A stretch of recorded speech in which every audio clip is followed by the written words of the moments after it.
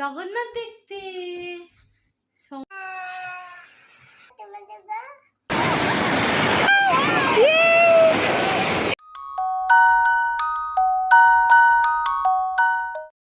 নমস্কার, আমি তৃষ্ণা।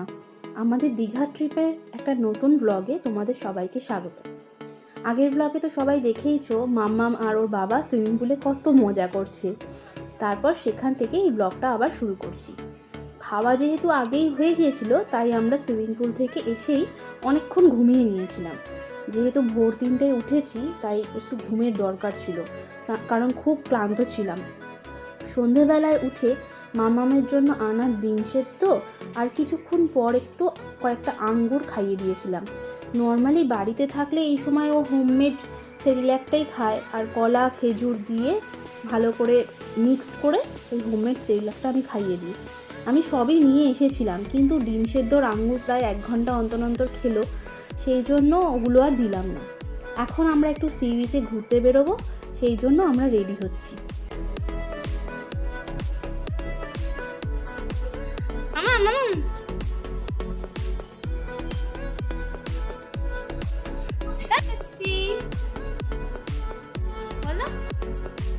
জগন্নাথ দেখতে, সমুদ্র দেখতে।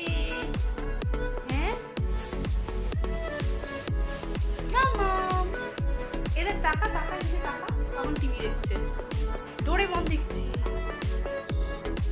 আমরা যে হোটেলটায় থাকছি না, সেই হোটেলটার একটা পাশে হচ্ছে সি বিচ আর একটা পাশে হচ্ছে ওই ঢেউ সাগর বলে একটা পার্ক আছে, সেই পার্কটা। তো আমাদের হোটেল থেকে বেরিয়েই সামনে একটা টোটো স্ট্যান্ড আছে, সেখানে 2-3টে মতো টোটো সবসময় দেখলাম দাঁড়িয়েই থাকে। কিন্তু আমরা দুজনেই ঠিক করলাম যে একটু হাঁটতে হাঁটতেই যাই। মানে এখান থেকে হোটেল থেকে আমাদের সি বিচের ডিস্টেন্স মোটামুটি ওই 1 কিলোমিটার মতো। তো এখানে এসে সন্ধ্যেবেলা বেশ মানে মনোরম আবহাওয়া ছিল, তো আমরা ভাবলাম একটু হাঁটতে হাঁটতেই যাই, বেশ ভালো লাগবে তাহলে। তো মাম্মামের তো সবসময় সিট বুক থাকে, ওর বাবার কাঁধে করেই যায়, তাই ওর কোনো সমস্যা নেই। এমনি আমাদেরও বেশ ভালোই লাগছিল হাঁটতে, কারণ হোটেলে তো শুধু বসেই থাকা, আর বাসেও বসে বসেই এসেছি। তো একটুখানি হাঁটতে হাঁটতেই আমরা সি বিচে পৌঁছে গেলাম। সি বিচে খুব সুন্দর লাগছিল, যদিও অন্ধকারের সমুদ্রটা অনেকটা দূরে। পুরীতে যেমন সমুদ্রটা একদম মানে খুব কাছাকাছি, এটা কিন্তু অনেকটা দূরে ছিল। হয়তো ভাটার জন্যই এরকম হচ্ছিল, জানি না, কিন্তু খুব বেশ ভালো লাগছিল ওখানে হাঁটতে। সি বিচটা ধরে অনেক লোক বসেছিল আর প্রচুর খাবার দোকান ছিল। এরপরে আমরা চলে আসলাম মাছ ভাজা খেতে। দীঘায় এসে যদি মাছ ভাজাই না খাই, তাহলে মাছগুলো খুব রাগ করে, সেই জন্য এটা তো ম্যান্ডেটরি, মাছ ভাজা খেতেই হবে। এরপর আমরা চলে আসলাম ডিনার করতে। অনেকটা হেঁটে বেশ খিদে পেয়ে গেছিলো।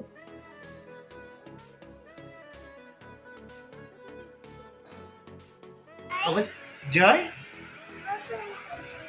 জয় জয়।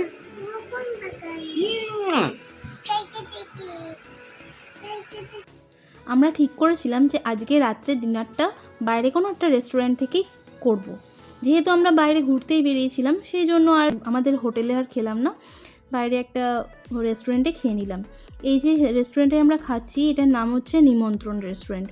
এটা কিন্তু ওয়াকিং ডিস্টেন্সেই রয়েছে। দীঘার সি বিচটা মানে নিউ দীঘার সি বিচ থেকে খুব বড় জোর হলে 10 মিনিট লাগবে হেঁটে আসতে। যাই হোক, আমরা ডিনারটা কমপ্লিট করে আবার রুমে চলে আসলাম, মিলে শুয়ে পড়বো, কারণ কালকে আমরা সবাই মিলে যাব সমুদ্র স্নানে, যেটার জন্য মেইনলি দীঘাতে আসা। তো আজকের মতো গুড নাইট, কালকে সকালবেলা আবার দেখা হচ্ছে।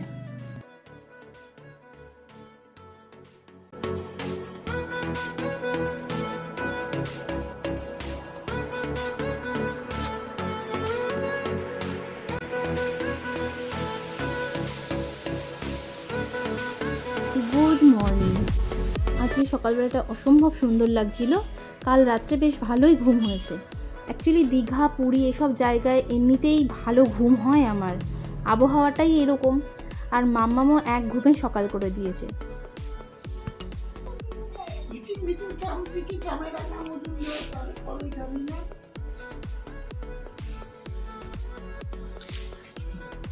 তো আমরা এখন রেডি হয়ে গেছি নিচে ব্রেকফাস্ট করতে যাব বলে। এই ব্রেকফাস্টটা কিন্তু কমপ্লিমেন্টারি ছিল, অনেক আইটেমস ছিল এবং নিজের ইচ্ছা মতো নিজে নিয়ে খাও। Actually buffet system. তো যে আইটেমগুলো ছিল সেগুলো হচ্ছে ব্রেড উইথ টোস্টার, আর তার সাথে জ্যাম এবং ব্যাটার, চা, কফি, কর্নফ্লেক্স ছিল বাচ্চাদের জন্য 2 ধরনের, একটা চকলেট আর একটা নর্মাল যেটা হয়, তারপরে আটার কচুরি, তরকারি, সিমুইয়ের উপমা, ডিম, কলা, ওয়াটারমেলনের জুস, আরও অনেক কিছু ছিল। এগুলোই আমার মনে পড়লো। তো প্রত্যেকটা খাবারই খুব ভালো ছিল, আর আমরা টুকটুক করে সবই নিয়েছিলাম অল্প অল্প করে। আর ব্রেকফাস্টের টাইমিং হচ্ছে 9:30 পর্যন্ত। আমরা 8:30 নাগাদ চলে গিয়েছিলাম, তো আমাদের খাবার কোনো অসুবিধা হয়নি, আমরা ভালোভাবেই খেতে পেরেছি। কি দেখি কি বলে এটাকে? আঙ্গুর। ভালো লাগে তোমার? গ্রেপস কই? গ্রেপস এটা কি কালারের গ্রেপস বলো? ওই যে হাতেরটা দেখে বলো, হাতেরটা দেখে বলো কি কালারের গ্রেপস এটা? কালো। মামাম কোথায় এসছে বের করতে? মায়াপুর। এটা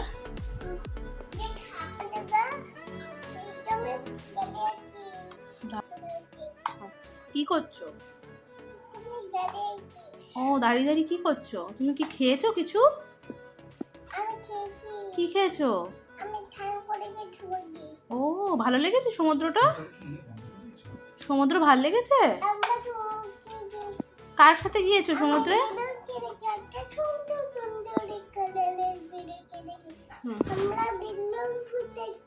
আমরা বেলুন ফোটাচ্ছি।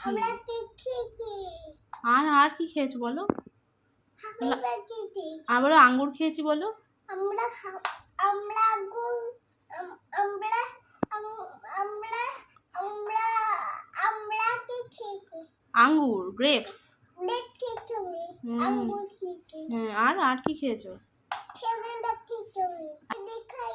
দীঘায় এইটা কি সুন্দর দেখো না। দেখেছো বন্ধুরা?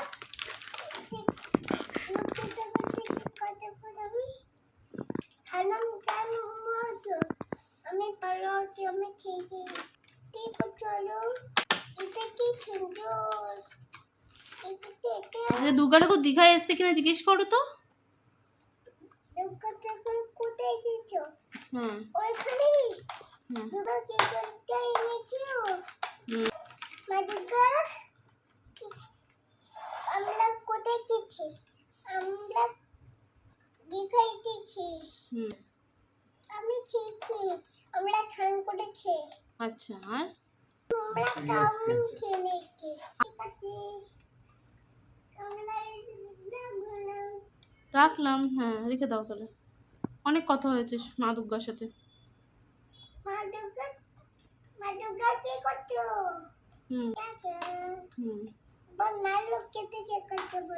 মা লক্ষ্মীর সাথে কথা বলবে? ও বলো। আমি পাখির মতো উড়ে উড়ে যাই সারাক্ষণ, পালাই বহু দূরে ক্লান্ত ভব ঘুরে,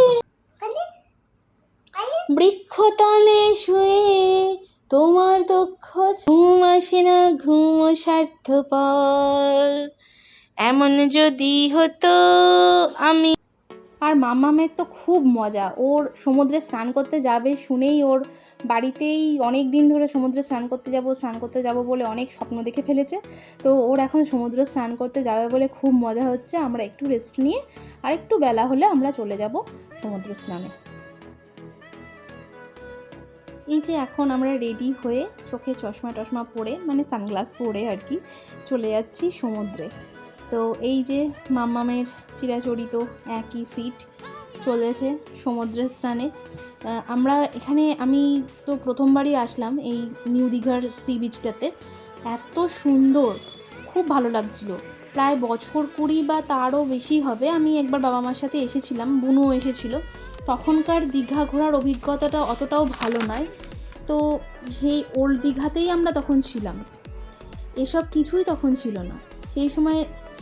মানে এত কিছু হোটেল ফোটেল এখানে কিচ্ছু ছিল না। কিন্তু এবার এসে তো খুব ভালো লাগলো। 2 দিনের ছুটি কাটাতে এখানে চলে আসাই যায় মাঝে মাঝে।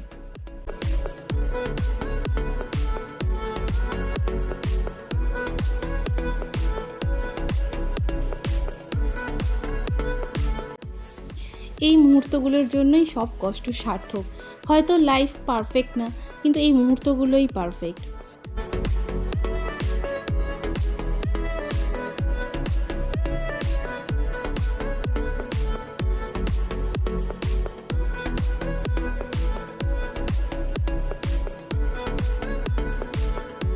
মা হওয়ার পর তো নিজের জন্য সময় একদমই কমে গেছে, কিন্তু আজকে এই সমুদ্র দেখে আমার মনে হচ্ছে আমি আবার যেন নিজেকে খুঁজে পাচ্ছি।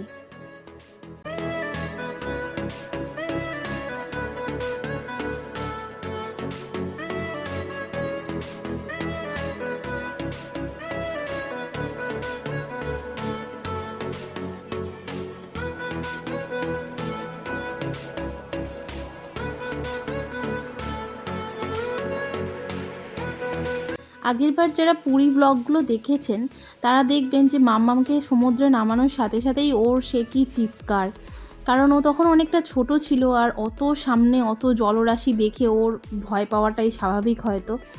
যাই হোক, এবারেও আমরা ভেবেছিলাম হয়তো ও কান্নাকাটি করবে বা কী রিয়াকশন করবে সেটা নিয়েই খুব বেশি মানে চিন্তায় ছিলাম, কিন্তু দেখলাম যে ও খুব মানে আনন্দ করেছে। একটু প্রথমে একটু ভয় পেলেও যখন আস্তে আস্তে ভয়টা ভেঙে গেল, এই যে দাঁড়িয়ে রয়েছে, দাঁড়িয়ে থাকার পর আস্তে আস্তে যখন বুঝে গেল যে না আমাকে কিছুই হার্ম করছে না, তখন ও বুঝে যাওয়ার পরে ও কিন্তু আর ভয় পায়নি, বরং ওকে ওখান থেকে তুলে আনাটা আমাদের সমস্যা হয়ে দাঁড়াচ্ছিল, কিছুতেই উঠবে না, এত কান্না। ও খুব মজা করেছে। আর এই ছোট্ট ছোট্ট আনন্দগুলোই আমাদের ছোট্ট কোকুন। আজকের দীঘা ডায়েরি এখানেই শেষ করছি। তোমাদের ভালোবাসা, লাইকস আর কমেন্টসগুলোই আমার মোটিভেশন। আবার দেখা হচ্ছে খুব শিগগিরই নতুন ব্লগে। ততদিন খুব ভালো থেকো, সুস্থ থেকো, টাটা।